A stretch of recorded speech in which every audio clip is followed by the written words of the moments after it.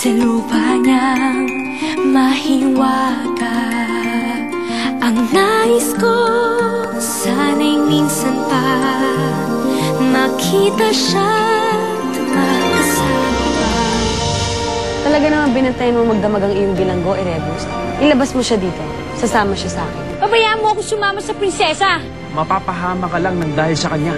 Babangon ako at kukuyugin kita. Anong palagay mo sa akin? Aliping tubig?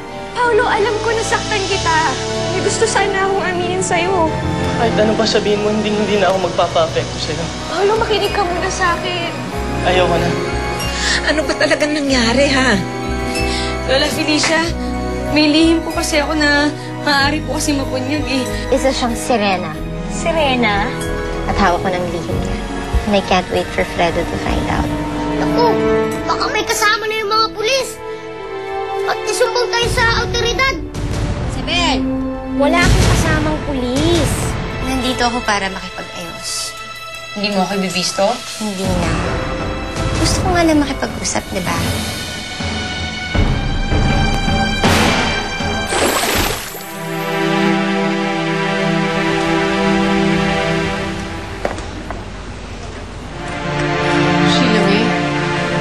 Pasensya ka na.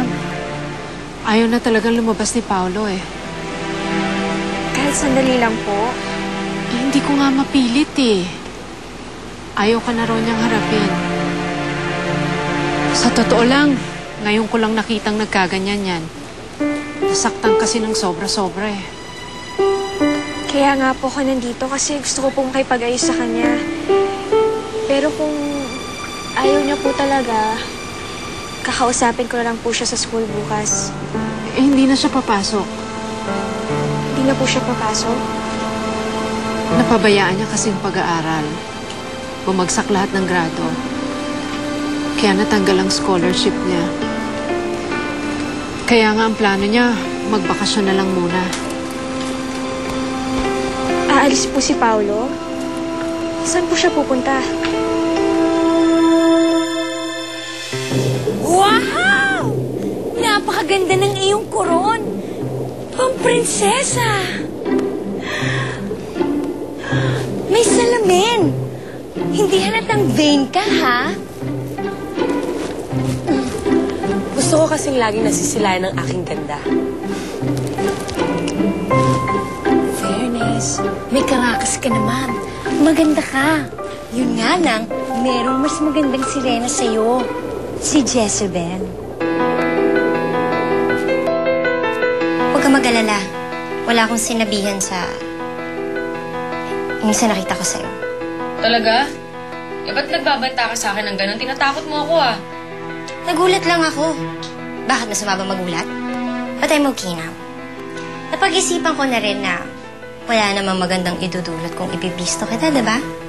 Huwag nga ang bait-bait mo. Kahapon na sama-sama mo ah. Lalaban ka?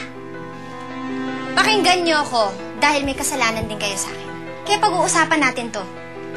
Kung gusto niyong maayos ang lahat bago lumala ang sitwasyon. Oo naman, Betty. Gusto ko maayos to. Alam ko ako po ang rason kung bakit nagkakaganito si Paolo. At I want to be there for him. I want to make it up to him. Tulungan niyo po akong tulungan si Paolo. Sige. Pag sigurado na ako kung saan siya pupunta, tatawagan kita. Maraming salamat po. Kahit pa paano, gumaan po yung loob ko. Sising-sisi po talaga ako. Pag nasaktan ko si Paolo. Wala akong tiwala sa'yo. Isabel, pwede ba tayo mag-usap sa labas? Yung tayong dalawa lang? Sige, huwag kang sumama sa kanya. Baka ano naman binabalak niyang masama eh. Makinig ka sa akin. Kahit ako ayoko sumama sa kanya, wala akong tiwala. Pero hawak niya ang lihim ko. Kaya kailangan maging maayos kaming dalawa. Huh? Isabel, halika na. Pero isusumbong ko na kay Sir Fredo. Tama na. Isabel, halika na. Isusumbong ka nga niya. Mura ako tutulong ka na.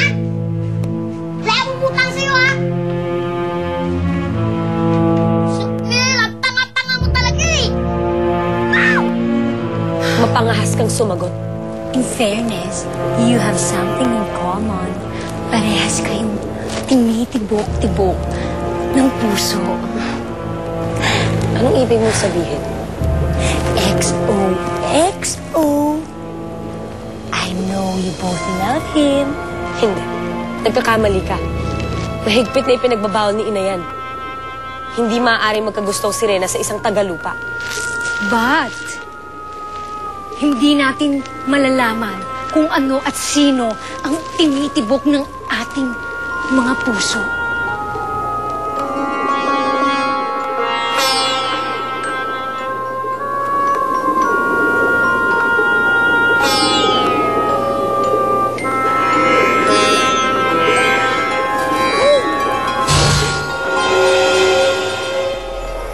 Si Fredo?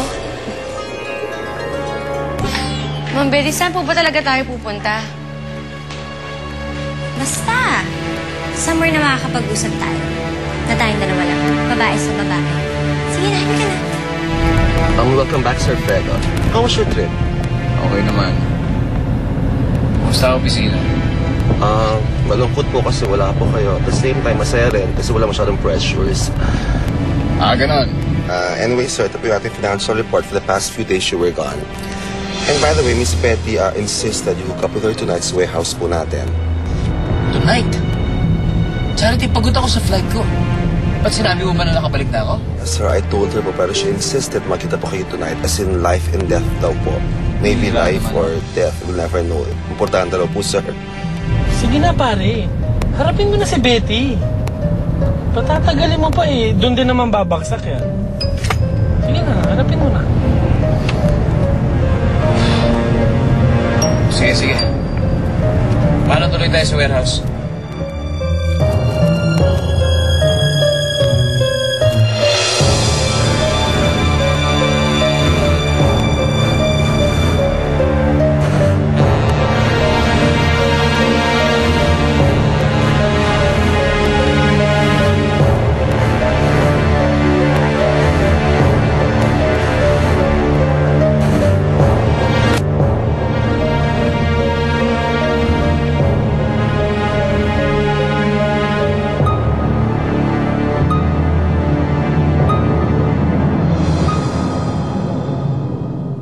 Enjoy Hunt's Pork and Beans sa kanin man.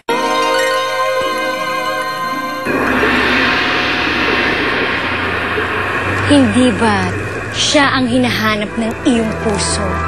Hindi ba siya ang iyong minamahal? Oo. Si Fredo nga ang aking minamahal. Kaya gusto ko siyang makasama. Siya ang dinasal ko kay Bathala. Gagawin kong lahat para lang makasama siya.